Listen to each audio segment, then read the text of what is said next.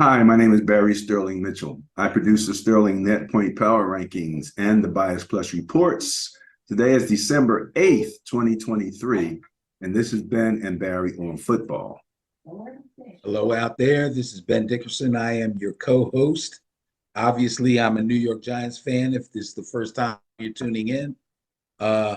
Rejoice, rejoice. I did it. I broke the 10-game barrier. Last week, my picks, I won 11 games and lost 2.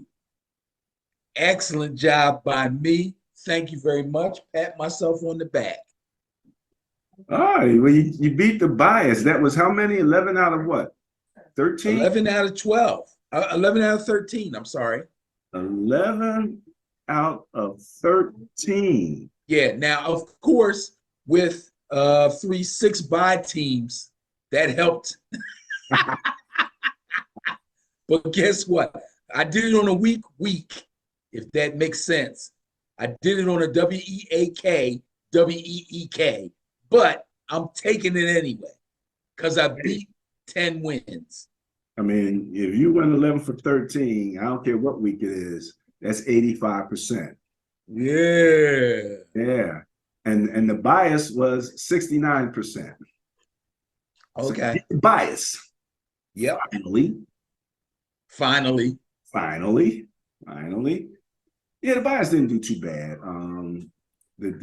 We'll talk about the bias buster, but the teams that beat the bias last week were the Packers, the Rams, and the Lions.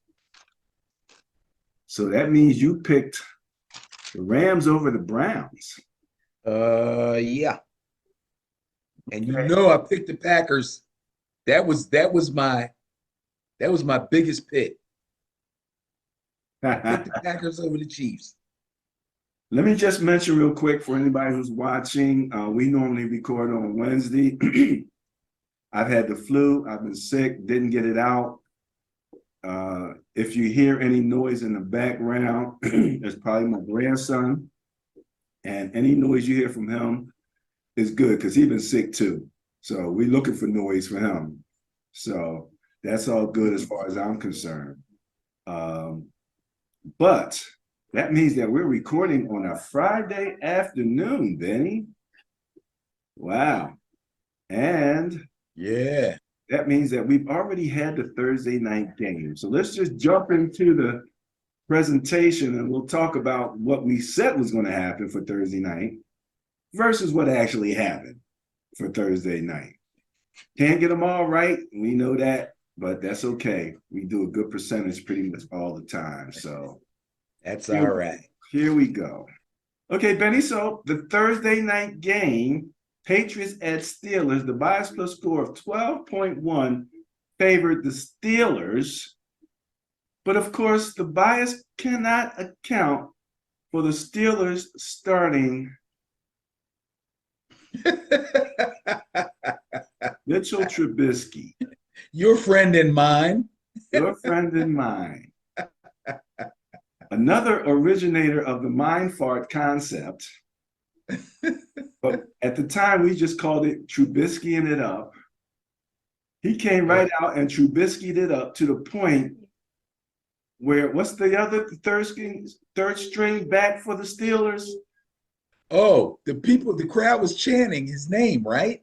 They were chanting. Mason Rudolph. When the crowd Mason Rudolph.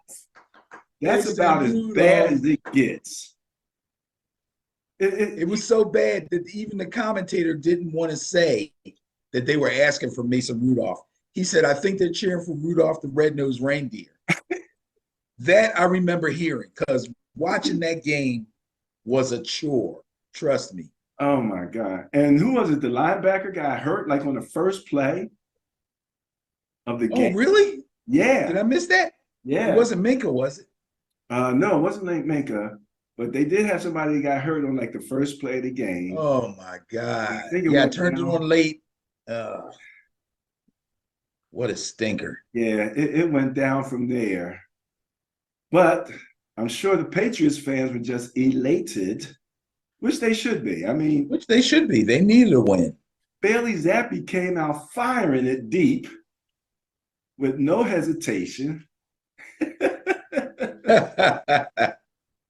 I wouldn't be surprised to see him starting next week, to be quite honest with you. I'm positive he will start next week. I think they're really done with Mac Jones. I'm telling you. The only way Mac Jones will get another game this season is if Zappi goes down. Yeah. Because I have no clue who else they have at the quarterback position. So I'm thinking if something was to happen to Zappi, they would probably go with Mac Jones. But I could be wrong. But that's the way I'm seeing it. You know, I did an analysis of both of these teams from the games that they played the week before. But I'll tell you the truth, I never decide who I'm going to pick to win the game until after I do my analysis. But since this game has already been played, I can't take credit and say, I would have picked the Steelers. Because to tell you the truth, I mean, I would have picked the Patriots who won. Because to tell you the truth, I probably would have picked the Steelers. But I'm not going to claim that either.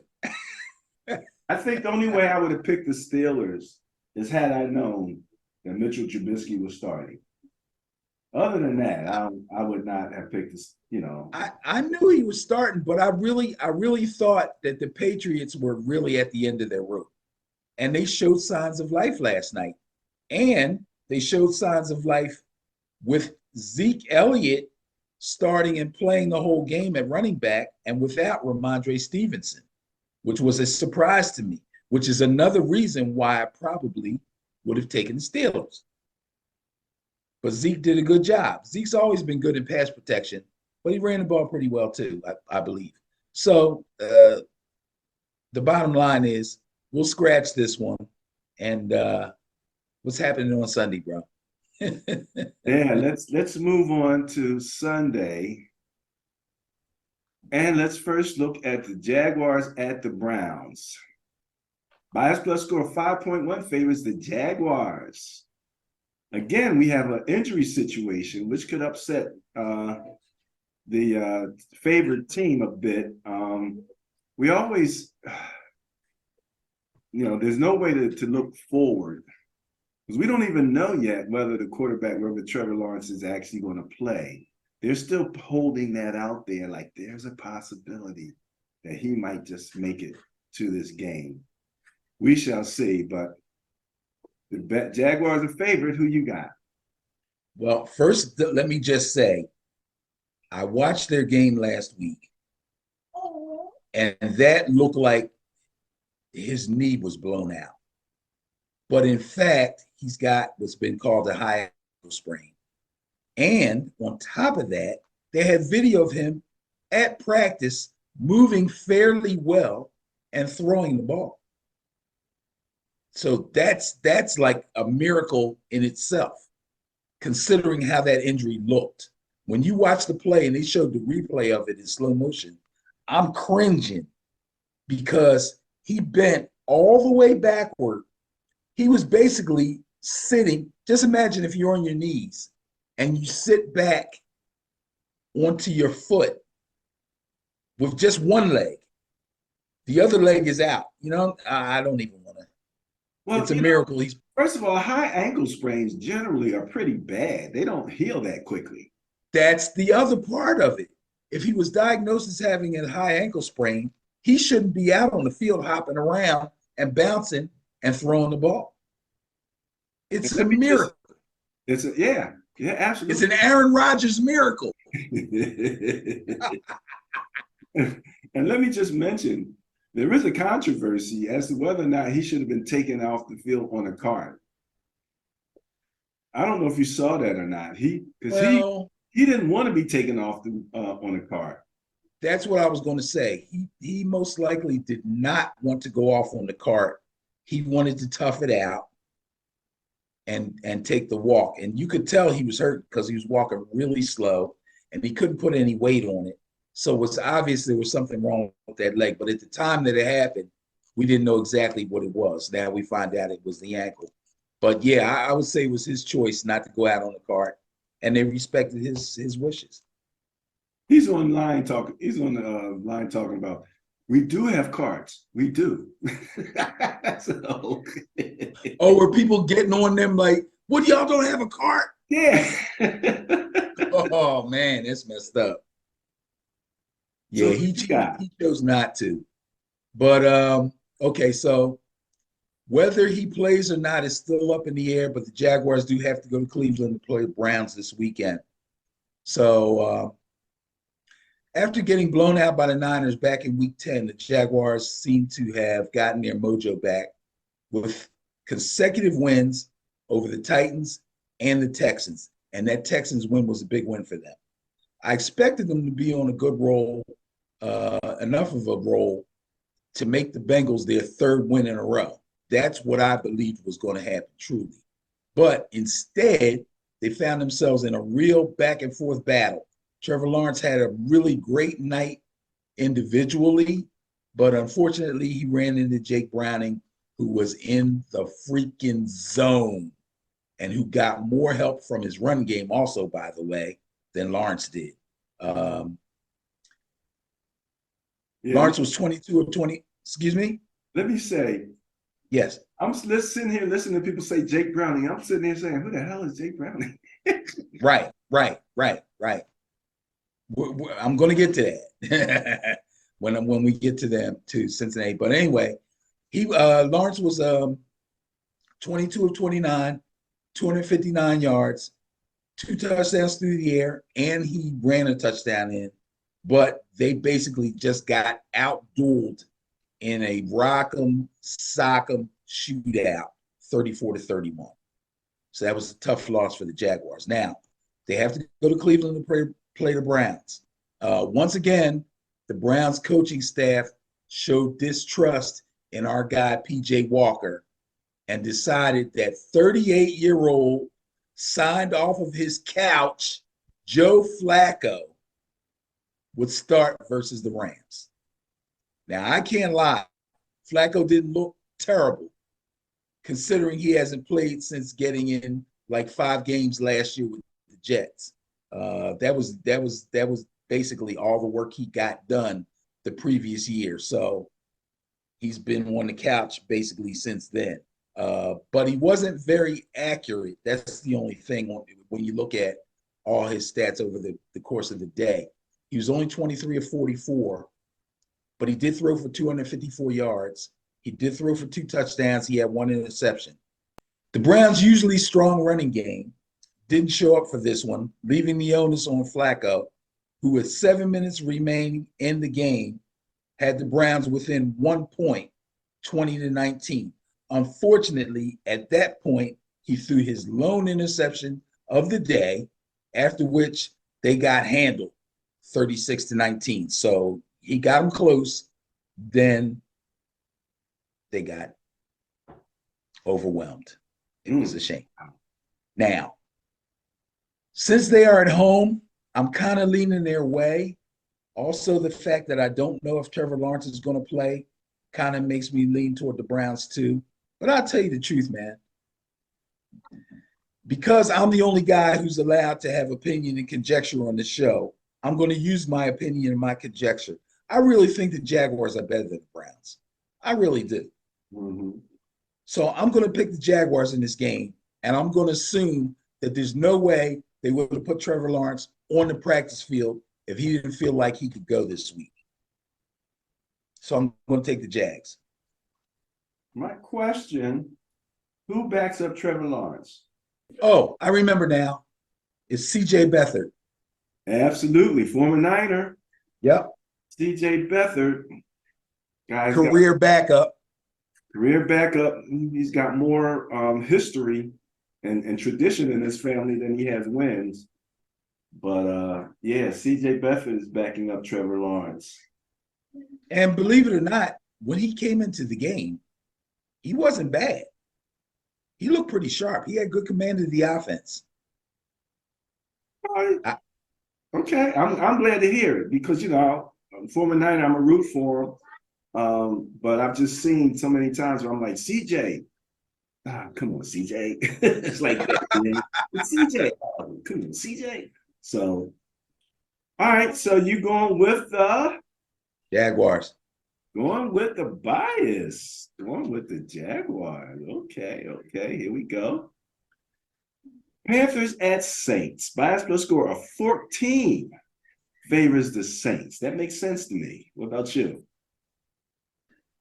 Ooh, yeah, I'd say that makes sense to me. The Panthers are 1-11. The Saints are 5-7. So I guess that makes sense to me. Now, Saints will be at home for this one. Let's talk about Carolina. They lost to the Tampa Bay Buccaneers last week in a close one, 21-18. A game that they had a couple of chances to win. Bryce Young and Baker Mayfield had very similar statistics, but Young threw an interception with a little more than 2 minutes left to play, and they never saw the ball again. So Tampa Bay did him in on that. Again, turnovers. Got to shake your head. As far as the Saints are concerned, Alvin Kamara scored twice on the ground, and Taysom Hill had a rushing TD as well. But Derek Carr threw only one touchdown pass along with an interception, and he lost a fumble and a loss to the Lions. So they put up a fight. But again, like we always say, turnovers. They're a disaster. Carr also got torpedoed on a pass rush and driven into the ground by D tackle Bruce Irvin, which of course is illegal, and Bruce Irvin was penalized. Unfortunately, Derek Carr was splattered all over the field and could not continue, knocked him out of the game. Not only did he have a concussion, but he also sustained injuries to his back and his shoulder. Wow. Yeah, he got bulldozed, man. That hit was bad. He didn't use his helmet. He just freaking plowed into him.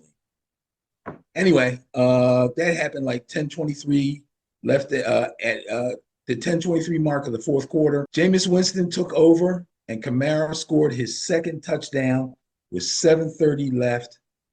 But they were stopped on downs on their last drive, and they lost the game 33-28. You know, Benny, articles have been popping up lately questioning or saying something to the effect that the Saints are beginning to question the size of the contract that they gave to Derek Carr and whether he's actually worth that contract now. Yeah. You I like the move. I liked the move originally when they got him, but yeah, I got questions now too. Well, the only question is, who are you going with? Saints or Panthers? I tell you what, I did so good last week. Here's my first big upset. I'm picking the Panthers to win this game. I'm picking the Panthers to go down to New Orleans. I doubt very seriously, although I don't know for sure, that Derek Carr is going to play in this game, which means it's going to be Bryce Young against Jameis Winston. And I think the Panthers are going to find a way to win that game. I'm going to take the Panthers. If Jameis lets Bryce come in there and show him up. Yeah, I know. And you know I love Jameis. I've always loved Jameis since Florida State. But I'm telling you, bro, he threw a couple balls in that game. I was like, bro, come on. And that's Jameis. That's the thing. You know it. You're going to see this pass. What you know about Jameis is you don't know what you're going to get. He's either get touchdowns and you're going to get interceptions. He either throws pinpoint passes or throws it into the sixth row. You do know. So you're going to go with the upset. That's a big upset. That's potential bias plus buster upset right there. It would be, wouldn't it? Yeah. Holy mackerel, Andy. All right, Benny. I see you. What's that stuff you drinking over there again? Johnny Walker Double Black. Double black. Oh my God. Yeah, Maybe I I need to started a get little some of that. early. You're gonna take his flu out of me or something. Jamie, just chase the flu right away. Okay. Ah, Buccaneers at the Falcons. Bias plus score hmm. 3. 3 favors the Buccaneers.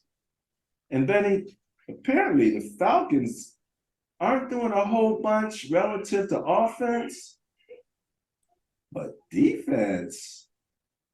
Hmm. I think Interesting.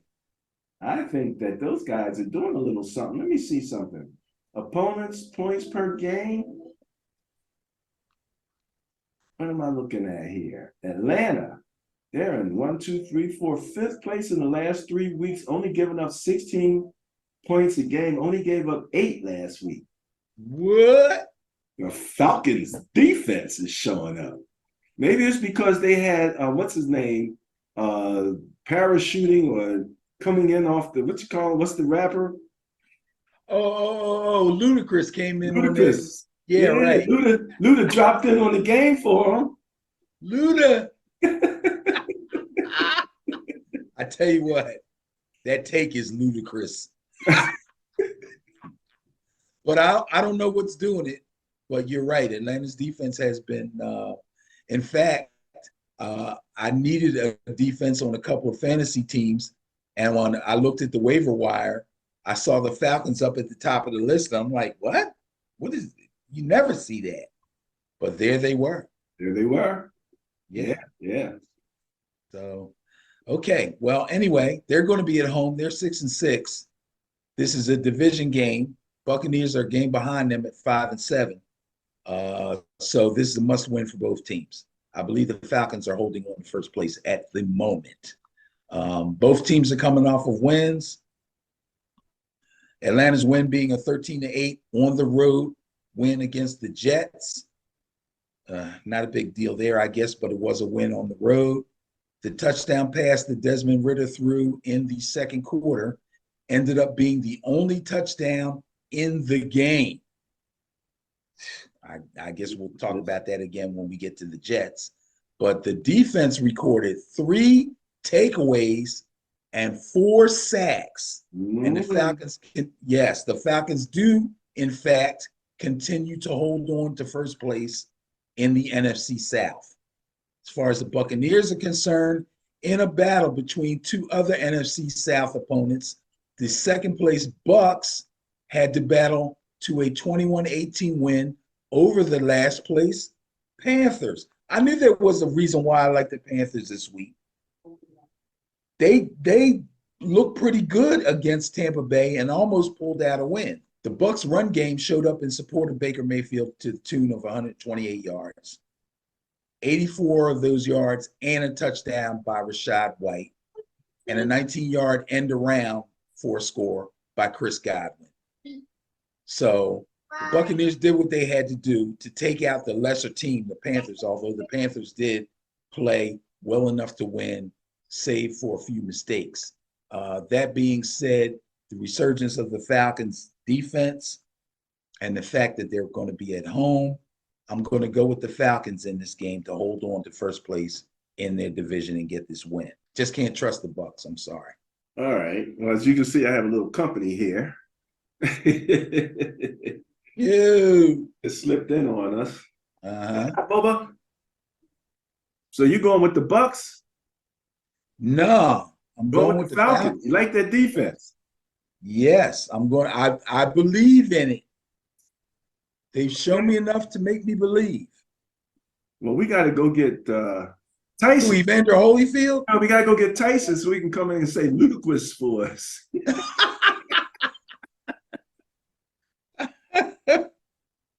Yeah, that's my man. That's my man. It's funny how the most dangerous people became the funniest people once they retired. Isn't that something? That's amazing. All right, going with the Falcons, going against the bias. Yes. Bias plus a 3, so it's pretty close anyway. What the heck? Texans at Jets. Bias plus score 13. 13 favors those Texans. Man, when I was telling you about I was looking at the different rankings, man. CJ's up there on all these different stats, man. Mm-hmm. You know? So, you going with the Texans or what? You know, I'm loving the Texans right now. But anyway, let's get this out of the way and talk about the doggone Jets. The Jets lost. They're 4-8, by the way.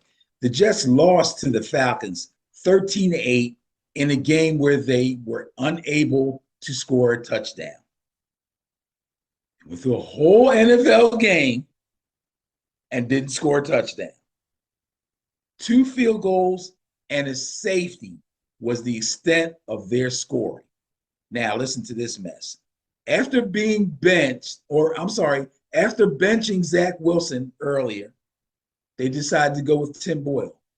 During the Falcons game, they benched Boyle for Trevor Siemian. This week, they released Boyle. He's no longer on the team, and they signed Brett Rippon and announced that Zach Wilson was going to be the starter again. Is this not a train wreck waiting to happen? Well, it's happening in front of our face. Are we in the midst of a train wreck? We're in the midst of it, yes. Yeah, we're in the middle of a train wreck that hasn't ended yet. Right. Oh, my God. One of those long, slow train wrecks, you know, with the long 40, 50 train, you know, thing coming along. It's just going boop, boop, just down. Oh, my goodness. Unbelievable. Meanwhile, the Texans are as surprisingly successful as the Jets are surprisingly bad. Oh. That's what I was trying to say. Yes. Okay. They were able to hold off the Broncos 22-17 in a game that was really that was a pretty entertaining game, to tell you the truth. Current Rookie of the Year candidate CJ Stroud. Excuse me. That was the intriguing game of the week. Oh, was it? Oh, yes, it was. I did. I remember commenting. on the game and saying that I picked the Texans to win that game. That was one of my wins. Yes. Current Rookie of the Year's candidate CJ Stroud was solid once again, throwing for 274 yards, 1 touchdown, and 0 turnovers. If this kid doesn't win Rookie of the Year, I can't even imagine who could probably beat him out. I would have to really think about it. Wide receiver Nico Collins had the best game of his career with 9 catches for a whopping 191 yards and a touchdown. Almost a 200-yard receiving game. That's amazing. The defense stepped up big in this one too, intercepting Russell Wilson 3 times. The last one by Jimmy Ward, ex-49er. Oh, that's right. The Texans are 49ers South. And he picked him off in the end zone with 16 seconds left to end the last drive by Denver, their last shot at winning the game. Hell of a way to lose, walk-off, interception. I got to go with the Texans in this one. No doubt about it. Texans are a safe bet, Benny. You're not going out on any. I would say so. Any limb here at all. All right. Lions at Bears. Oh my. 7.9 the Lions. Now, I believe, if I'm not mistaken, and since my grandson here is just completely taking over my other computer and I can't check it right now, the Lions defense looks like it's gone back to last year. Am I correct on that? No. Last year good or last year bad? Last year bad, bad, right? Yeah, it kind of looks that way, to tell you the truth. It's kind of crazy. They are a very offense-heavy team. Their offense is extremely good, and their defense is borderline extremely bad. I don't want to call them totally extremely bad just yet, but yeah, you're right. They're not looking good at all. And this was a defense that I was expecting to really be improved this season, but unfortunately, it doesn't look that way, which, of course, if we look into the future, that won't bode well for them in the playoffs, but we don't want to get ahead of ourselves. The Bears are coming off the bye, so we don't have to worry about talking about them. I didn't even look back at their last game. They're 4-8. The Lions do have to go to Chicago, however, and play the very well-rested Bears. It's been a turbulent 3 weeks for the Lions, who had to come from behind to beat the Bears back in Detroit in week 11. Then losing to the Packers at home, and then having to hold off a come from behind effort from the Saints this past weekend in New Orleans, pulling out that game 33-28. Jared Goff and the offense came out firing. They scored 21 points in the first 7 minutes of the game. Bang, just like that. They were all over. But once again, showing off how potent their offense was, the defense was a little lacking. The Saints were able to draw within 24-21 in the third quarter.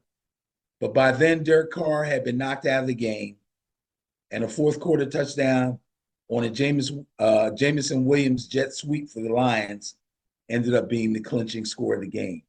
Now, although the Saints made a run at them, the Lions offense looked extremely efficient. And like I said, they're very offensively heavy, and defense is what's lacking on this team. Goff actually threw for 2 touchdown passes, and Williams and David Montgomery scored on the ground, and they contributed to 142 total rushing yards. So they have a real nice offense, real balanced. Goff is looking good. The run game looks strong. I have to go with the Lions in this game, even though they'll be on the road against the Bears. And even though the Bears are coming off the bye and they'll be rested, I think it'll probably be a little tougher game than it needs to be. But I'm going to take the Lions to win this one. Going with the bias, going with the Lions, 7.9 bias plus score. That's a touchdown, extra point, and a little something extra. All right, then. Rams at Ravens. Bias plus score 12.5. Favors the Ravens. And I hear that me and Lamar are empathetic here. He's homesick with some kind of an illness also right now. Oh, yeah? Yeah, they don't expect it to affect the game on Sunday.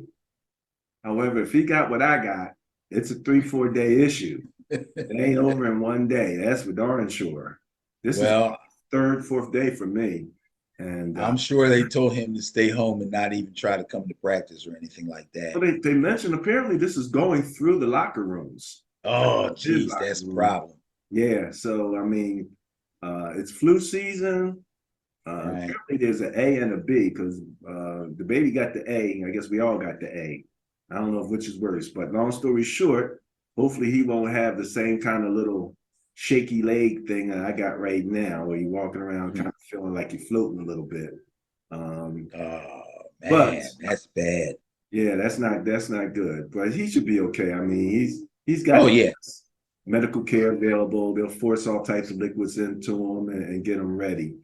So 12.5 point bias plus score though. It's pretty strong. The Ravens over the Rams. That's pretty strong. The Rams are 6-6. They hosted the Browns with their highly ranked defense, and Matt Stafford went to work on them boys. So those 6-6 Rams ain't gonna be no pushover. I don't know about that 12-point bias. Stafford. How healthy are the Rams though, Benny? Because I think Puka Nacua and Cup are both hurt. Yeah, but they're just nicked. I'm sure they're going to both play. Yeah, they're going to play. Okay. Stafford threw for 279 yards and 3 touchdowns, 1 touchdown each to Puka Nacua, Demarcus Robinson, whose name doesn't get mentioned a lot. He used to play for the Chiefs, and Cooper Kupp. And they had no turnovers. They also had a pretty good commitment to the run with 120 rushing yards on 25 total carries. 21 of the 25 carries went to Kyren Williams. The game was close into the fourth quarter, and then the Rams ended up pulling away and getting the win. Of course, the Ravens are coming off the bye. They will be the home team. They are rested and coming off the bye. As long as everybody can get their health together and get over these colds, I think the Ravens are going to win this game. But again, this could possibly be an intriguing game of the week candidate. Because the Rams, I tell you what, the Rams are going to try to make a run at the Niners. I don't think they expect to overtake them and win the division. But if there's an opportunity to get a wild card, the Rams are going for it. I'll take the Ravens, though, in this game. Going with the bias, going with the Ravens. And you think this is a possible intriguing game of the week? Yes. Okay. I think the Ravens are going to give them trouble. I mean, I think the Rams are going to give the Ravens trouble. Okay. Well, we'll see. I do have something else in mind, though. Okay. How about, and this ain't one of them, Colts at Bengals. And this ain't one of them. Last plus score of 0.2. 0.2 favors the Colts. That's it? 0.2? 0.2, yeah. I know. What can I tell you?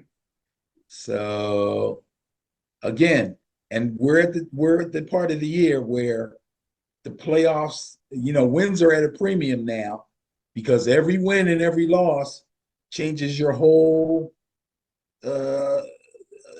outlook on making the playoffs. So the Colts are 7-5. The Bengals are 6-6.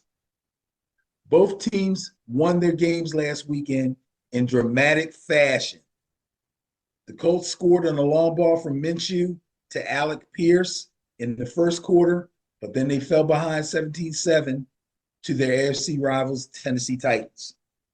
Before getting their footing and being able to actually battle their way back, the Titans made it tough on them. 2 field goals before the half, and then 2 more in the second half, the last of which tied the score at 25, and the game ended up going into overtime.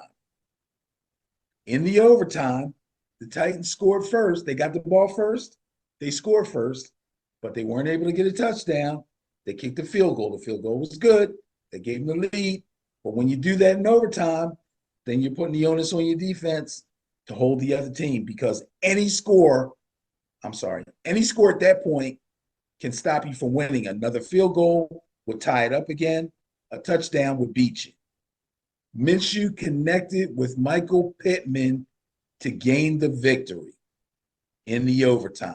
Along with their touchdowns, Pittman was unstoppable with 11 receptions for 105 yards, and Pierce, whose stats are not tremendous, he's sort of kind of like the third option in the passing game.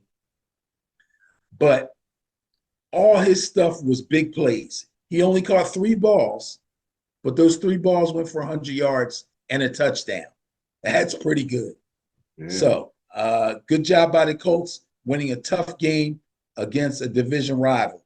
The Bengals, wow, the Bengals. Okay, now we get to, here we go. At this time, I need to send an apology to Bengals fans and to 5th-year undrafted free agent. This guy, nobody knows this guy. People calling him rookie. I thought he was a rookie. He is a 5th-year player, undrafted free agent, Jake Browning, whose name I had trouble remembering when he first took over for injured Joe Burrow. So I apologize, Jake Browning.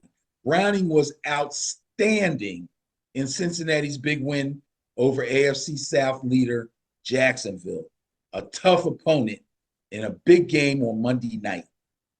He was a sizzling 32 of 37. Really? Woo! 32 of 37, 354 yards. Now, he only threw 1 touchdown pass, but he did run 1 in, and he got 2 more on the ground from Joe Mixon.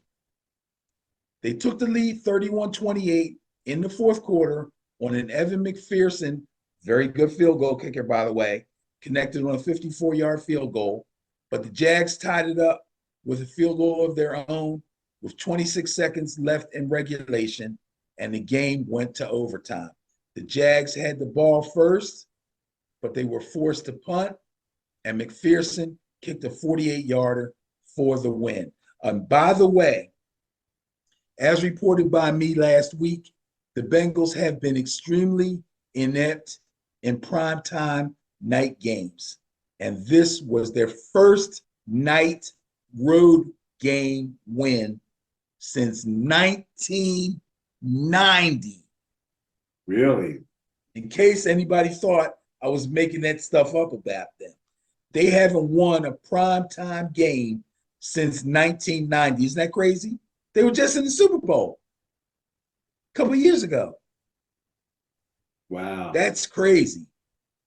Now, all that being said, this is a tough one. This is a tough one.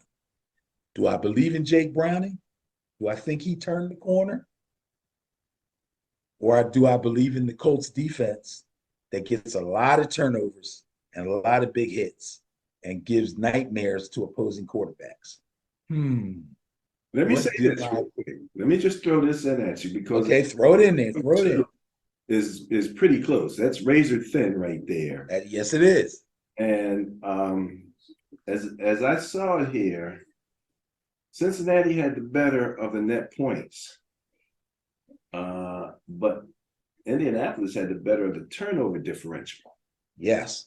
And that's what brought that margin down like that. So it was really that turnover differential that squeezed that thing down. So. And you remember me telling you, that's why the Colts were big time in fantasy, because they get turnovers. They might not always win, and they might let the other team score a lot of points, but they do get turnovers. Boy, this is a tough one.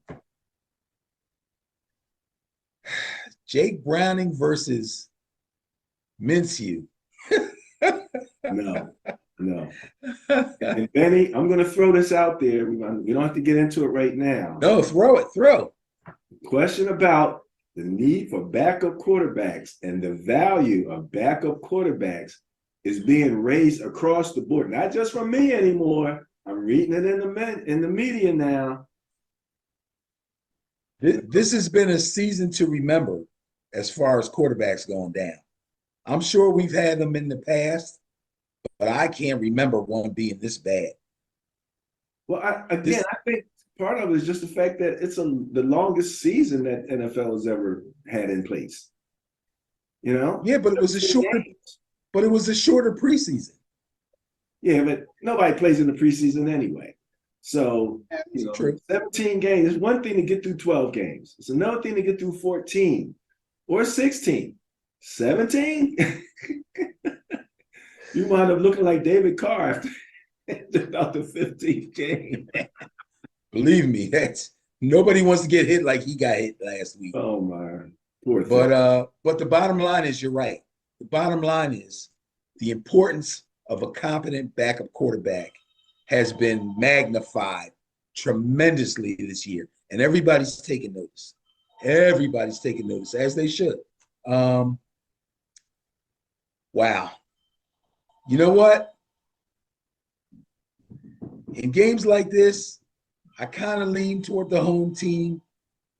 I also am still kind of in awe of what Jake Browning did. So I'm going to go with the Bengals. I'm going to go against the bias, and I'm going to pick the Bengals to win this game. And I like the Colts. I really do. All right, going against the bias, going with the home team, going with the Bengals. Vikings at Raiders. Bias plus score 5.9 favors the Vikings. Are they coming off the bye? Yo, guess what? Both teams are coming off the bye. Okay. Vikings 6-6, Raiders 5-7. Ugh. All right. It's that Vikings defense, man. I'm telling you. Yeah, the Vikings defense has played very well this year, especially compared to the way they were last year. No doubt about it. I Over think, go over the ahead. last 3 weeks, Minnesota's defense, 1, 2, 3, 4, 5, 6 is 7. They're only allowing Mhm. 17.3 points per game. Okay. So defense rules the day in Minnesota. Where's Ron? Uh, Where's Ron Diggs at? And he got to be happy. so I real quick went back to week 12. The Raiders lost to the Chiefs 31-17. The Vikings lost to the Bears 12-10 in a game that Joshua Dobbs is probably still having nightmares about. If I remember correctly, he had like 3 or 4 turnovers personally in that game. Okay. Uh, I'm sure Josh Dobbs is feeling some kind of way about his last performance. He's been He's just on. by. Yeah, they've been on the bye. He's had a chance to ramp up his knowledge of the playbook, and I believe that the Vikings will go into Las Vegas and defeat the Raiders. Yes, I'm taking the Vikings. All right. Makes sense. Going with the bias, going with the Vikings. Seahawks at 49ers by a split score of 19 favors the 49ers. 19. After that spanking we put on the Eagles, that was a pretty big differential right there. And we've been rolling with differentials all year. So Seahawks, That's true. however, what? Seahawks defense stinks. Oh, he said they stink. Oh, he used the stink word. Okay, all right. Hold up. Time out. All right. Seahawks is 6-6. This is a division battle. That's true. And if I remember correctly, I just recently said the Rams were also 6-6. So it's not like these guys ain't got nothing to play for. And The I NFC, always say division games are weird anyway, so I'm just that's having a true. little bit of That's true. fun. But NFC West is not a cakewalk. There's some battles in there. yeah, Now, let me just say this. The Seahawks rolled into AT&T Stadium last week to play the Cowboys, and they came in there with their guns blazing. Geno Smith threw 2 touchdown passes to DK Metcalf, and they got another score from Zach Charbonnet, who we've been talking about, taking over for Kenny Walker. They took a 21-20 lead into the half. Then they go on a 10-play drive to another score, which was a run by Geno. That opened up the second half. They took a 28-20 lead over the Dallas Cowboys in AT&T Stadium. That sounds like a team that could be dangerous. I didn't say they could score. Right. That's true. You didn't say that. Again, like last year, the Lions, the Seahawks were 2 of the teams with what we call a large ranking differential. That is High correct. offense, low defense.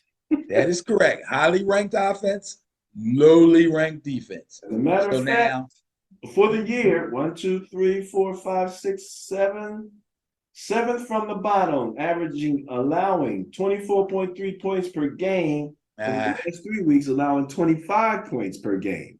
yeah. So the Cowboys did fight back,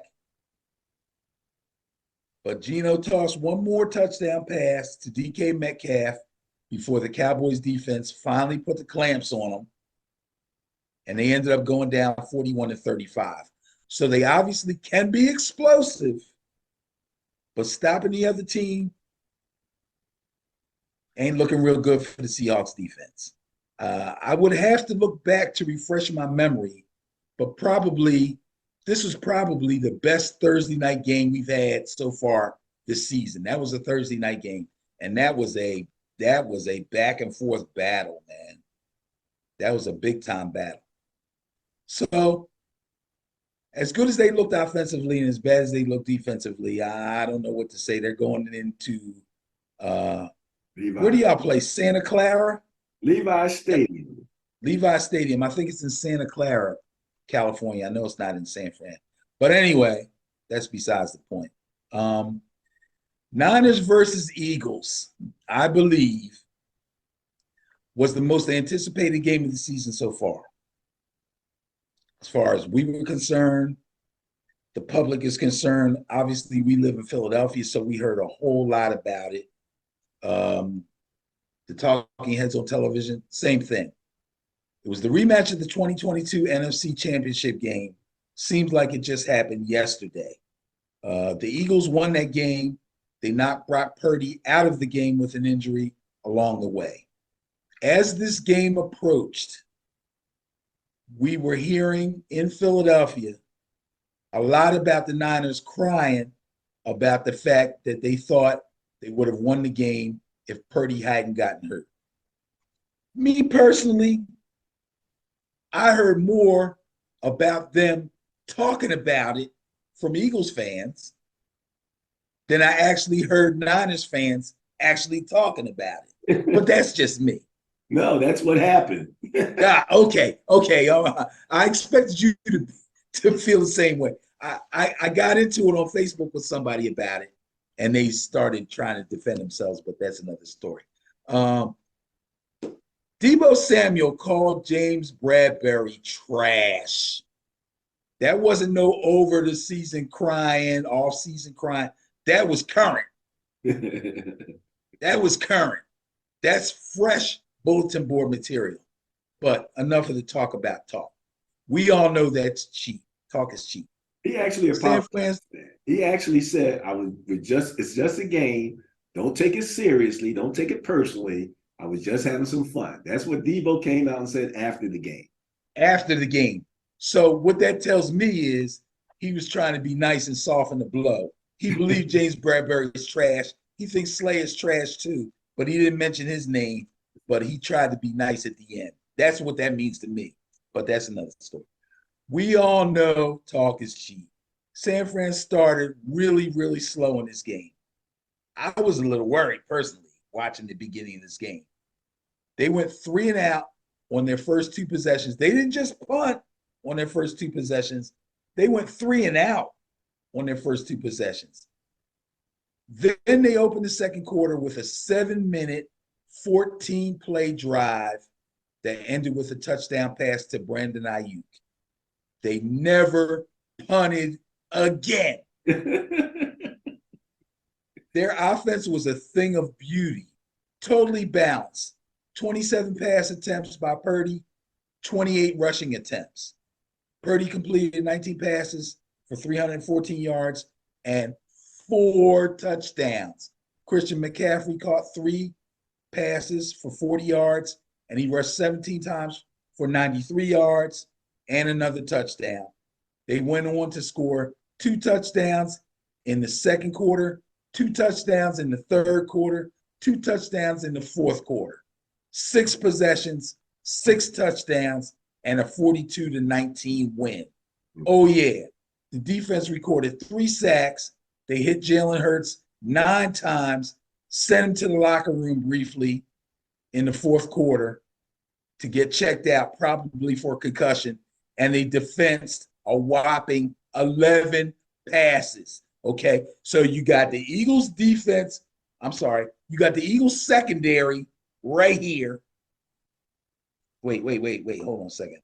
Let me make sure. You got the Eagles secondary right here. And you got the Niners secondary right here. Okay?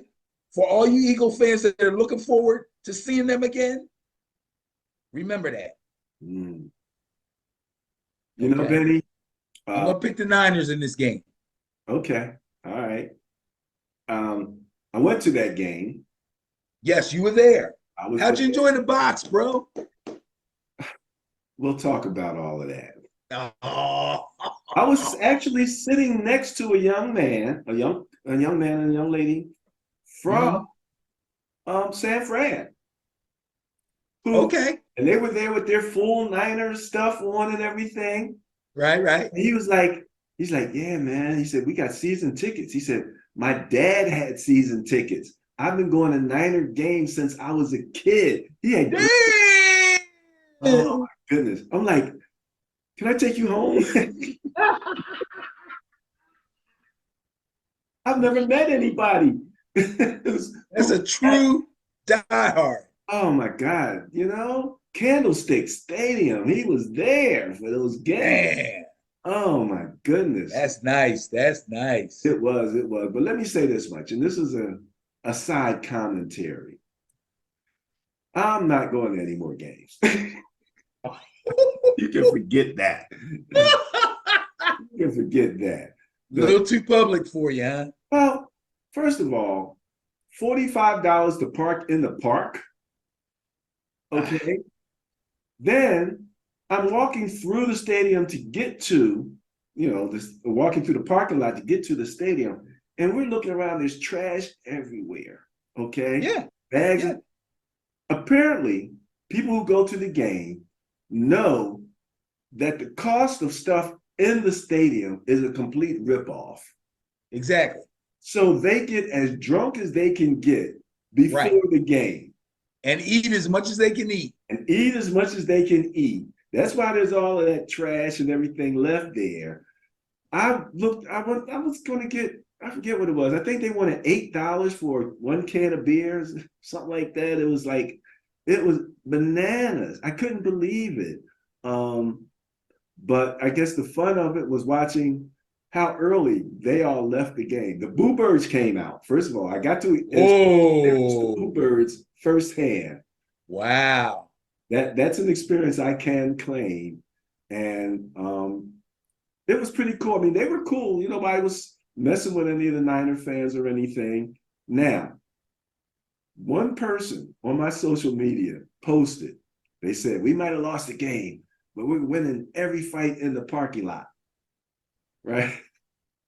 Yeah, that's wrong. First of all, I'm shaking my head because, who says that kind of ignorant stuff?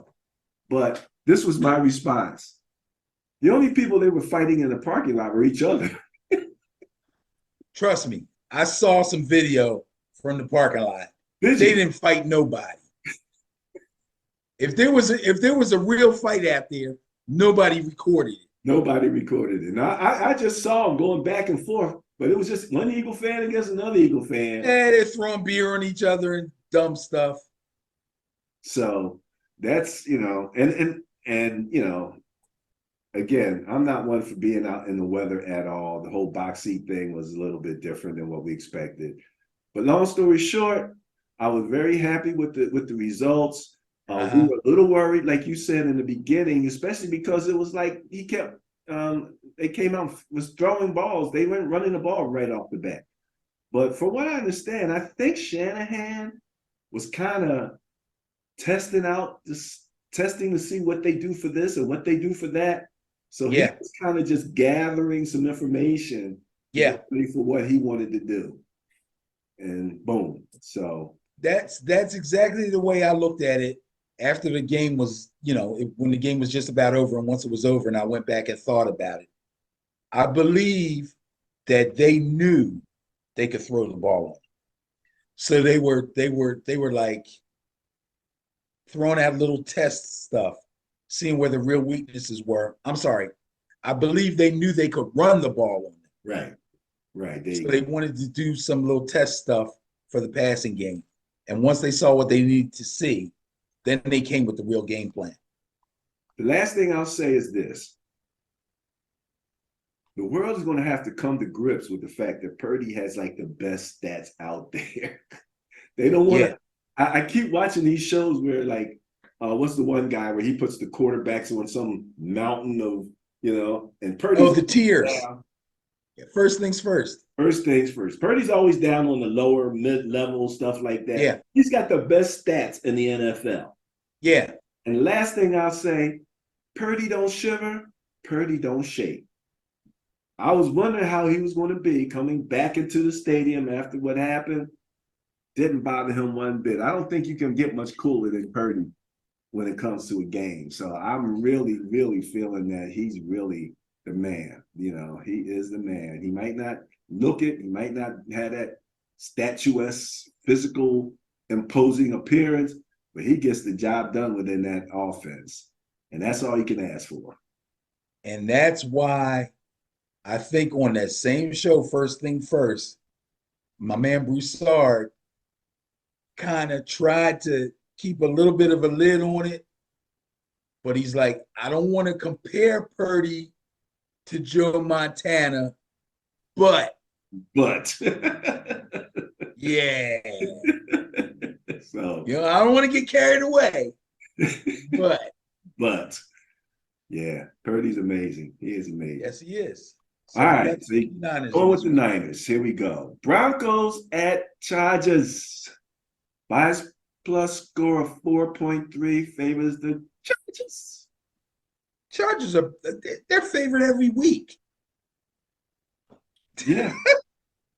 yeah. And what are they? 6-6 or something? Bro, they're 5-7. The hell is going on here? I can't believe this. Okay. How does Brandon Staley still have a job with the LA Chargers? They played an NFL football game against the New England Patriots, and no touchdowns were scored by either team. Y'all killing me right now. Defensively, the Chargers defense was actually pretty good. They were pretty much on point for most of the game. They recorded 5 sacks. Of course, we're talking about playing the Patriots here, so it's not that big a deal. But they had 5 sacks, 6 quarterback hits, 8 tackles for loss. I believe that was the game that Ramondre Stevenson got hurt in. However, they could only drum up 240 yards of total offense. That's total offense. Some quarterbacks throw 241 yards just through the air in the first half. Okay. They had 241 total offense for this game. Only 29 yards on the ground. That's pathetic. And this was against a beat-up Patriots defense that couldn't register not 1 sack and only touched Justin Herbert twice. And these bums couldn't – I'm sorry. I shouldn't call them bums. They couldn't score a touchdown. So anyway, they'll be home. They'll be playing the Broncos. Denver's win streak has now come to an end, courtesy of, you know it, the Houston Texans and their much, much, much improved defense. They ran the ball 30 times, but Russell Wilson was only able to complete 15 to 26 passes. He had 1 touchdown, and he threw, 3 interceptions. The last one was the one that went into the end zone that got picked off by Jimmy Ward with 9 seconds left in the game. They lost to the Texans. I'm going to tell you right now, I hate Brandon Staley. I'm mad because this guy is doing a horrible job and they won't fire him. I'm pissed. I just saw a thing about Lovie Smith getting fired from the Bears some years ago with a winning record. Yeah. And this dude's 5-7. Something ain't right. I'm picking the Broncos to go in there and get the job done and get this guy fired.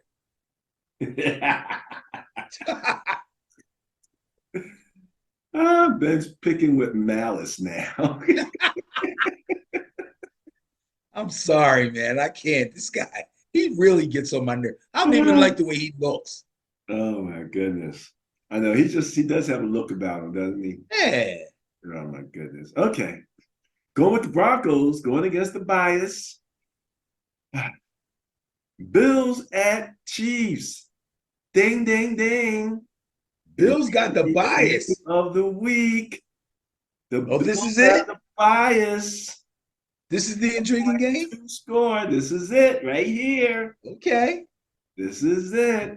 Okay. So much being spoken about the Bills. Josh, is he good? Is he bad? Do we like him? Do we not like him? Do we blame him? Do we not blame him? Is he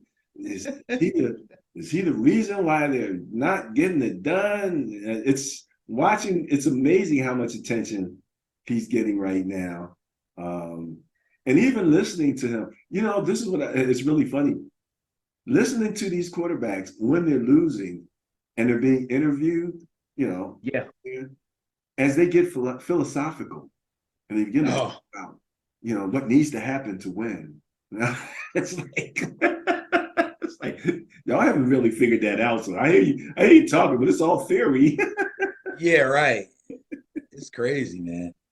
Ah, Oh boy, these guys, I but tell you. again, the Chiefs are like the Eagles, okay? They were winning, but not winning by much. Their win margin was pretty small.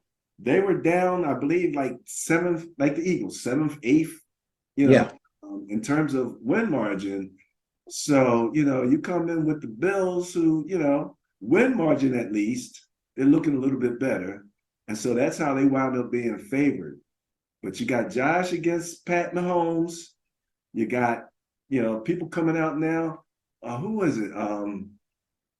Swift, Taylor Swift says she says she's discovering stuff she's never seen before. This is all new to her. It's like a whole new world, football. So, Oh God. yeah, we'll Yeah, start singing boy. that song. It's a whole new world soon. But Oh, but this is terrible. the Bills Oh are man. favored by a bias plus of 5.2, and it was something else that people were saying, talking about the Chiefs. Oh, I know what it was. They're questioning whether Mahomes feels comfortable behind that line now. Uh-oh. Saying remember, what reminded me of the Super Bowl against Tampa Bay. Remember, we had that graphic which Yeah. showed where Mahomes was running here, All there, the running around he had to do. Yeah. right. And then Tom Brady was like, boom. He didn't on the spot, he had nothing that he was moving in any direction. So it kind of reminded me of that. They're saying he's kind of moving out of that pocket a little early, feeling a little insecure back there. So we shall see what's going on. But yeah, that's what I've been hearing lately. So Bias Plus is going with the Bills. Who you got? So the Bills are coming off the bye. Their last game was back week 12 when they lost to the Eagles 37-34 in overtime in a game they should have won, but there was a mix-up between Josh Allen and the receiver Gabe Davis. So the Bills are 6-6. That game, as far as I'm concerned, they should have won. And there had to be at least one other game they should have won, which would have put them at 8-4, which is the identical record of the Chiefs. Now, the Chiefs visited Lambeau Field and they got ambushed by the Packers. I'm going to make sure I remind everybody, yes, I did call this upset. They did accumulate 148 yards and one touchdown rushing, but they continue to struggle in the passing game. No doubt about it. Their wide receiver core is flat out weak. Travis Kelce led all Kansas City receivers with only 81 yards. I shouldn't say only 81 yards. He did that on 4 receptions. The guy with the second most receiving yards was Rashee Rice, the rookie. He needed 8 receptions to get 64 yards. So let me say it again. Kelce had 4 receptions for 81 yards. The next best guy had 8 receptions for 64 yards. They got to do better than that, bro. They got to do better than that. Defensively, they weren't much better.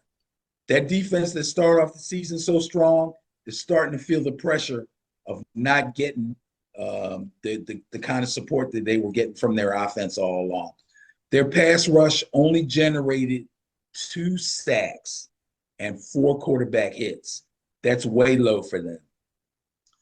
2 of the quarterback hits came from their star defensive lineman, Chris Jones, who, besides getting his hands on Jordan Love those 2 times, didn't register a single tackle for the rest of the day. Chiefs are in trouble, bro. Bills go into Kansas City and get the win. Bills. Going with the Bills. Going with the Bills. Going with the bias. I'll be writing this up as the intriguing game of the week here. Okay. I'm taking the Bills. Taking the Bills. Well, it seems like when the Eagles are in a game, it's a big game. Yeah, at the very least, it's a big game. Eagles going into Dallas with the bias plus score 14.2. Favors the Cowboys. And rightfully so. You know what I said to somebody? I said, we've been talking about how the Cowboys have been playing like, you know, losing squads or, you know, teams with losing records and beating up on losing squads. I said, but you know, and I get this from Madden. After a while, it becomes almost like practice where you're getting a chance to run your plays and they're being run successfully. At a certain point, you get good at those plays now because you run them over and over successfully. Right. And I think that's probably the biggest thing that the Eagles are going to have to worry about. That these guys are actually almost on a precision level now, where they kind of really know their stuff now. You know, right? You're not going to be able to go in there, Eagles, and be guessing and trying this or trying that. And hopefully this works. And let's get our run game going. What the heck? You know, they got people outside the stadium with run the ball signs and stuff like that. And Jalen, I don't think he wants to run the ball. People are questioning. They're like, now that you got the big contract, you know, you don't want to run the ball anymore, you know, stuff like that. But I don't think he's been 100% healthy. And this is the last I don't think so either. That knee brace never came off. I was waiting. Every time I watched video of him, not only in the games, but sometimes they show them at practice, I look to see if the knee brace is still on. And it hasn't come off. And usually when football players, I know he's a quarterback, but usually when football players have an issue with their knee, not necessarily an injury, okay, but maybe they got hurt and they have an issue with the knee where they feel like they need to wear a brace. When they feel better, they take the brace off. And that brace has been on all season, which tells me that he still has an issue with the knee, either mentally, physically, or both. So that's just how I look at it. Let me also say real quick, I keep hearing the commentators talk about that's why they're not running the run pass option like they used to. Well, right, because they don't even want to put him in a position to have to make the choice.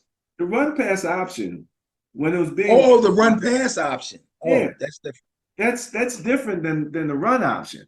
Right. Usually, though, on the run pass option, he does have that third option of running himself, as opposed to handing it off or throwing it. Right. But the handing it off and the throwing it is still available. Yes. So there's no reason why they can't run the run pass option, you know, and just not, you know, have him run, you know. So the Eagles, again, small margins of victory. Cowboys, large margins of victory. Maybe questionable because of the teams that they were, you know, putting those numbers up against. But at this point in the season, they kind of know who they are. Yeah. I'll tell you the truth, and this is just me. Maybe I'm crazy. Everybody kind of knows, like what you said, as far as how the Eagles are looking, how he's feeling, and the issue with the RPO, whether to do it, whether they shouldn't, whether he wants to run, whether he does. Why don't they just suck it up, put him under center, and run the ball? Oh, what a concept. Right, because you keep sitting him back there trying to give the illusion, and it's not like he hasn't run. He has run. He won a game with a run. So he can do it, but to carry them through a game with that being part of the game, that's kind of fading. He don't want to do it, man. He doesn't want to do it. And that was such a big part of their offense last year. You know, everybody's screaming about the offensive coordinator, but he can only do so much if something that fans are used to seeing happen last year just ain't going to happen this year. It's just not going to happen. I think the other thing that confuses people when they say the Eagles had great rushing statistics is how much of that rushing statistic was Jalen.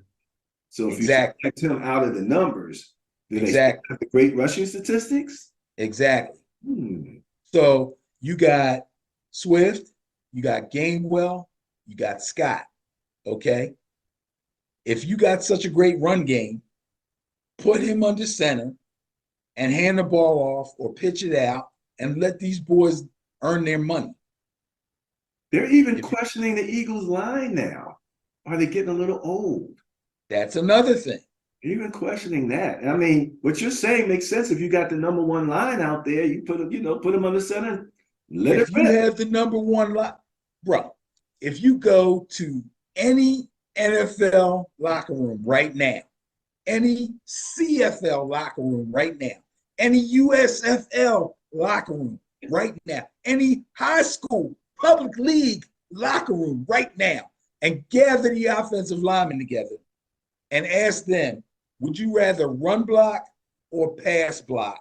I guarantee they say run block. No doubt. No doubt. No doubt. No doubt. So, all I right. tried to make that. I tried to make that point to friend of the show, Uh-oh. our man, yeah, our man Mark Russell, but he wasn't trying to hear that. But anyway, I'm surprised. I mean, Mark, I think he played a little bit of running back. So you'd have thought he you would have thought he would agree, but sometimes when you're talking to people that are fans of a particular team, they kind of get on they're only hearing part of what you say. They don't hear everything you say. They're not really trying to hear it. that's it. They're not trying Yeah, to, it's one of those things. So, okay, Cowboys are at home. Yeah. So the Eagles won the first game against the Cowboys up here in Philly, right? Yes, they did. Okay. So the next step in the Eagles so-called by the media gauntlet, I know you've heard that, takes place this weekend against bitter rival Dallas. This coming off of a really bad 42-19 loss to the San Francisco 49ers last weekend. They looked like they were on to something early. At least defensively, they did, registering 2 3-and-outs against the Niners. They held them to two, but their 2 offensive drives ended in field goals instead of touchdowns. Now, early on, people were probably like, kick the field, we're up 6-0, no big deal. But after that, defensively, the wheels fell off. Over the course of the game, they only had 2 sacks on Purdy, 4 quarterback hits, which is basically nothing. Every quarterback knows he's going to get hit after he lets the ball go every once in a while. They only had 3 tackles for loss, and wait, I can hear it in the background. Bradbury stinks. One pass defense the entire game. The Niners' offensive success also dictated that Philly had to throw the ball 45 times, and they only ran it 18 times. Now, a lot of times, I'll come on here and I'll say they should have ran the ball more. The score was close enough for them to try to show some dedication to the run game. Not this game. I don't blame them for not running the game. This game got away from them. Niners was lighting them up, and they had to try to come back, and Hurts ended up throwing the ball 45 times, and they freaking lost. Now, Dallas, on the other hand, was riding 2 streaks when they welcomed the Seahawks to town last weekend. They had 13 consecutive home victories dating back to last season, and they had 5 20-point or more wins at home since the start of the season. That's pretty dominant, both of those statistics. They extended the former, but they lost the latter in a dogfight of a win against the Seahawks, 41-35. Dak was 29 of 41 for 299 yards. He threw 3 touchdown passes. He had 0 turnovers. And I always make it a point when the team has no turnovers to let you know that they had no turnovers, because you know how we feel about turnovers one way or the other. trailing 35-30 at the 7:04 mark in the fourth quarter. The defense stopped the Seahawks on downs, and then Dak took the ball back, drove the team from their own 46, and threw a touchdown pass to rookie tight end Jake Ferguson, and converted the two-point conversion to go up 38-35. Then they stopped the Seahawks on downs twice. Then they stopped the Seahawks on downs twice with a field goal in between. That's how they ended up winning the game, 38-35.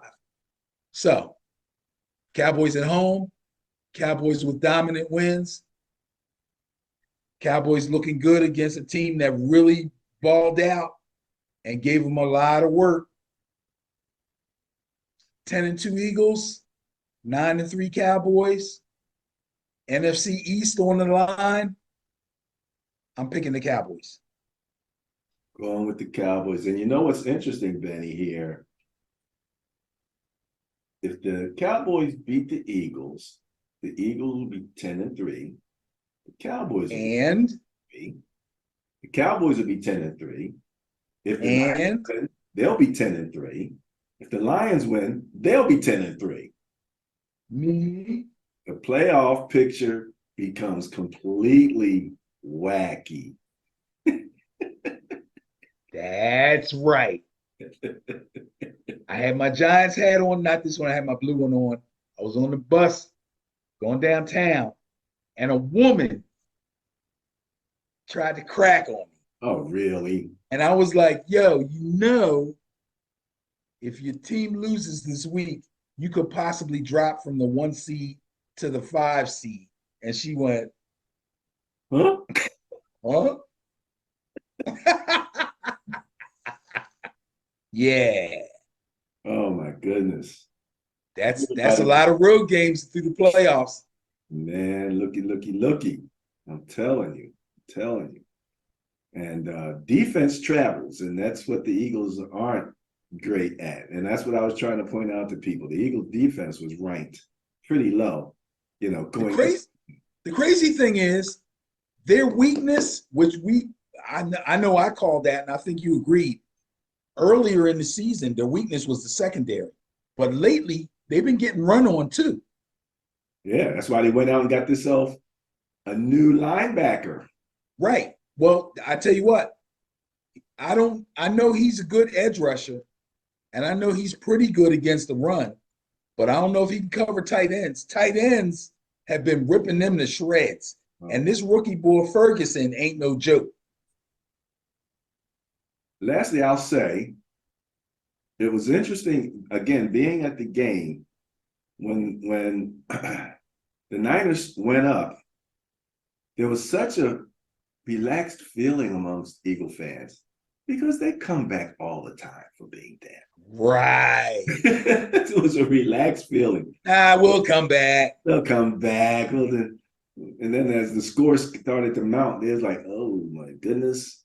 All right, let's go. We thought we were leaving early, but we were behind the crowd. The crowd was way ahead of us. They was getting out of there, wasn't they? They were out of there, man. I got video, man. The stairs, you could just see the people heading down. Like, hey, where you going? Oh man, that was my question. The game's not over yet. Where y'all going? But anyway, I'm not going to be that guy just beat up on those guys, man. They're a really good team. I expect. Oh, no doubt.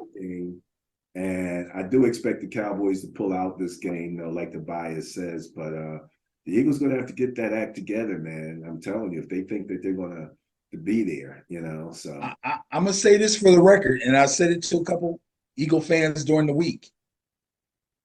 Y'all can win this game.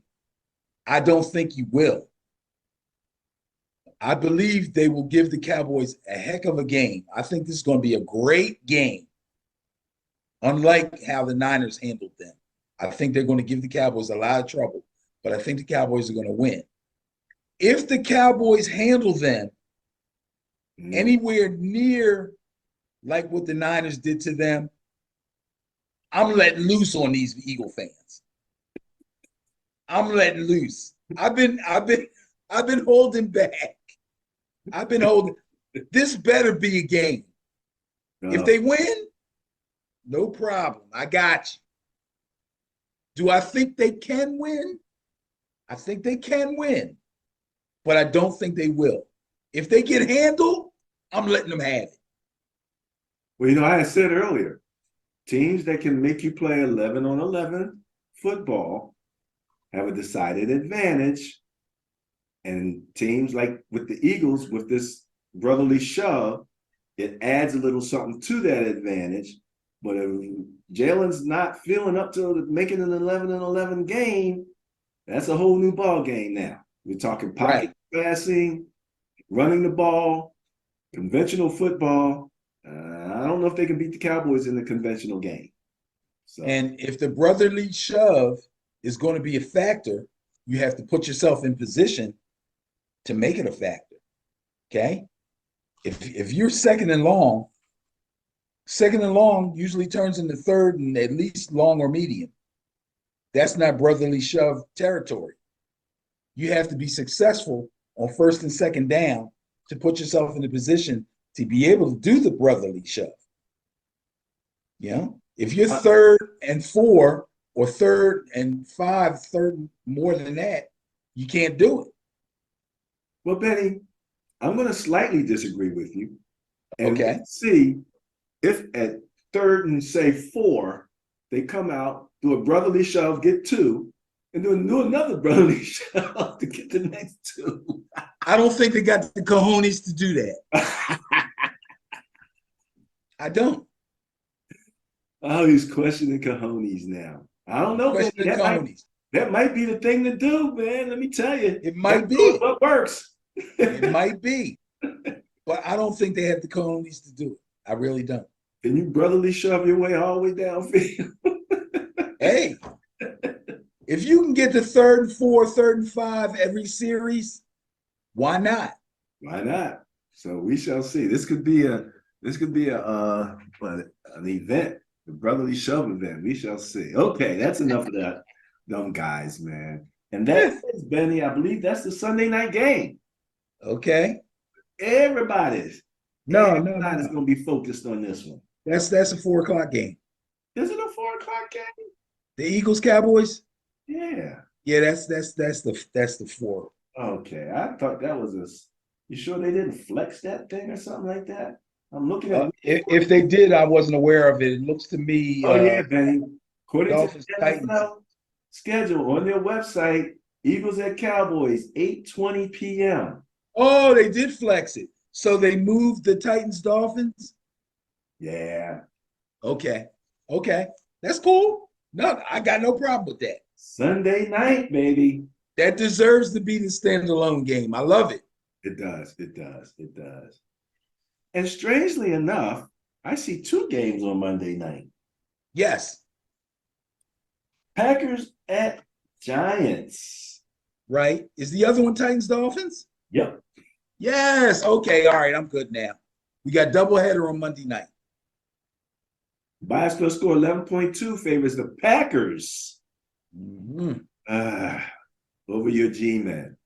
And your boy Love is starting to look like a winner. I tell you, I had a thing with this Jordan Love thing. Are you sure? And I know, I think I said sometime during this season, because I said some very negative things about Jordan Love last season. I really did not believe in this guy at all. I thought he was going to be a bust. And then after seeing him in the preseason and early on in the season, I had to recant that statement. I had to say that I'm willing to give this guy another chance to prove that he can be a real NFL quarterback and win games for the Green Bay Packers. Well, sir, I call for the upset in this game. I like what I've seen from Jordan Love. And they went to Kansas City. I'm sorry, Kansas City had to come to them. It was they made a big deal about Mahomes' first chance to play at Lambeau. But I call for this upset of the Kansas City Chiefs on the road against the Packers. Jordan Love was far more impressive than even I thought he would be. He moved the offense like a seasoned veteran. He did not look like a first-year starter. He threw touchdown passes to tight end Ben Sims, who's basically like a second, third tight end on this team. And he threw a touchdown pass to wide receiver Christian Watson. And he took a 14-6 lead into halftime against the Chiefs. Another scoring pass to Watson in the third quarter made it 21-12. And when Kansas City got within one at 24-19, cornerback Keyshawn Nixon intercepted Mahomes just outside the end zone. And the defense, with some help from a field goal, was able to hold on for the win, 27-19. It was a very, very impressive win by the Packers. By the way, the Giants are coming off the bye. I already picked my stick the neck out upset already, so I'm not going to go for two. I was thinking I might want to take the Giants at home in this game, thinking that Love couldn't put together another good game like that on the road in a consecutive weekend. You know what? What the hell, man? Oh no! Don't do it. Tommy DeVito made his own bed this week. He told his mom, don't make my bed anymore. I can make my own bed. The 4-8 Giants are going to beat the Packers. Going with the G-Man over the Packers, despite Going with the G-Man. 7.2 bias plus score favoring the Yes, Packers. sir. It might be the Johnny Walker talking. Could be, but DeVito is a bit of what do I want to say? A spectacle, a happening. He's a happening. Yes, he is. He's a bit of a happening. He actually is. Yeah, I think people expected him to fall on his face, and he hasn't done it. He got the entire city of New York doing like this. They're all giving the old Italian thing going on there. And I heard he doesn't like, I'm not sure whether it was ravioli or one of the Italian dishes he doesn't like. But I guess he likes all the other ones. As long as he likes. I think his mom makes him, he likes chicken cutlets. Is that what he likes? Yeah. Nothing like the way Mama makes them. What's this coming to that we're talking about? Hey, it's a Jersey kid. What can you say? You know what I'm saying? I'm rooting for him. So, okay. Gotta root for him. The only thing I'll say about Love is they're actually using phrases now with Love like arm talent. So it's scary when they start talking about arm talent. Yeah. So this should be a good game also. And that's part of the Monday night doubleheader. Here's the other part of the Monday night doubleheader. Titans at Dolphins. Bias plus score 13.3 favors the Dolphins. Now, the Dolphins is another team that people are like, you have to be amazed at what they're doing offensively, but you got to be a little concerned about what they're doing defensively. Right. That's probably the hope that the Titans have, is that they can come in and maybe put some points up, because whether or not they can keep those guys under control offensively is a question mark. I mean, Tyreek Hill is just running by people and laughing on the way to the end zone. So there's my Niners East coming up against the Titans, 13.3 favoring the Dolphins. Who you got? Well, this won't be a tough one for me. Tennessee's been playing hard, but they lost a heartbreaker to Indianapolis in overtime, 31-28. Will Levis threw the ball 33 times, which is a lot, and connected for one touchdown, which makes the 33 throws even more of a lot, if that is correct grammar. But Derrick Henry actually looked like Derrick Henry in this game for a change. Yeah. He ran the ball 21 times 102 yards, 2 touchdowns. A nice, dominant Derrick Henry game, something that we've come to become used to. Unfortunately, they fumbled the ball 4 times. 2 of those fumbles they actually lost to the other team. They got the ball first in overtime, but they were only able to kick a field goal, and they couldn't hold the Colts offense from scoring a touchdown, and they ended up losing that game in overtime to the Colts. The Dolphins tallied 403 total yards of offense. 403. 1 interception. 3 sacks, 9 quarterback hits on their defense or for their defense. Tua hit the cheetah for 2 scores. Devon Achane is back from injury. He ran for 2 touchdowns. And Raheem Mostert ran for a touchdown too. Man, these guys are strong on offense. Miami pretty much just smothered the Commanders. They couldn't do anything. This is a pretty easy pick here. I'm going to take the Dolphins to beat the Titans. I'm here talking about the questionable defense. Yeah. As I'm looking at the stats over the last 3 weeks, Miami is actually second in opponents' points per game. Wow. Second behind New England, as a matter of fact. Wow. Only allowing 13.7 points per game over the last 3 weeks. In any event, you're going with the Dolphins. Yes, sir. All right, that makes sense to me. And that wraps up the Bias Plus reports for NFL Week 14 of the 2023/24 season. And Benny, what does that mean? We need a bias buster. For the Bias Plus Buster of the Week, those Arizona Cardinals. What? Yeah. Oh, that reminds me. As soon as you said it's the Arizona Cardinals, I'm thinking we didn't talk about the Cardinals. That's because they're on the bye this week. Cardinals and Commanders are on the bye. They're the last 2 teams. This is the last week of byes. Congratulations, Arizona Cardinals. Congratulations. Tyler's back. So they're showing off a little bit. All righty, Benny. Well, unless you have more, I'm done. No, I'm trying to think. There was something. I can't remember what the heck it was. Oh, let me say this real quick because this is just on the top of my head. If them damn Steelers get Mike Tomlin fired, I'm going to be pissed. I don't think it's going to happen. I think the upper management is going to be loyal to Tomlin. They realize that this team is really in disarray right now. And I believe that they trust him to be able to rein this thing back in.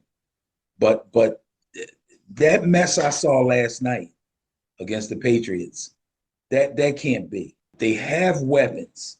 They have weapons at running back. They have weapons at wide receiver. They have a damn good tight end. There's no excuse for them being outgained week after week after week, win, lose, or draw. Something's got to change there in Pittsburgh. Well, if anything will get Mike Tyson.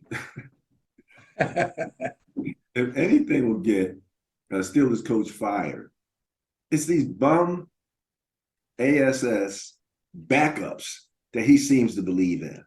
Why he believes in Mitchell Trubisky, and I don't even remember the other guy's name, I have no clue. I mean, Mason Rudolph.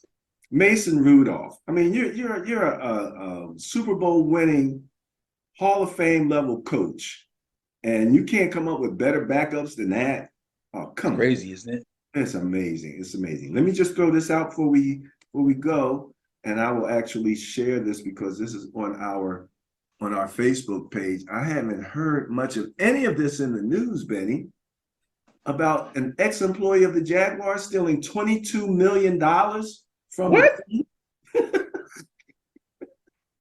Apparently, he had a virtual credit card that did not require a real credit card for him to use. Wait. This is a front office dude? Ex front office guy Okay. who had access, and they said he was getting luxury condos and cars and living the life with What? this money. 20, you can do a lot with 22 million now. Oh, yeah. You can get it going. And again, have you heard it on the news anywhere? Nope. So come to Ben and Barry on football. If you haven't heard any place else, you'll probably hear it here. That's for sure. That's crazy. That's on our Facebook page. So Damn. yeah, 22 mil. Man, I'm telling you. That's crazy. All right, that wraps it up. Ben and Barry on football, www.benandbarryonfootball.com. Find us on Facebook, Instagram, Threads. We ain't doing Twitter. Nix that. And You mean X? YouTube. Yeah. Nix X. That guy, man. But oh yeah. Check the notification bell and check the like button for YouTube. All right. All right. All right. Over and out.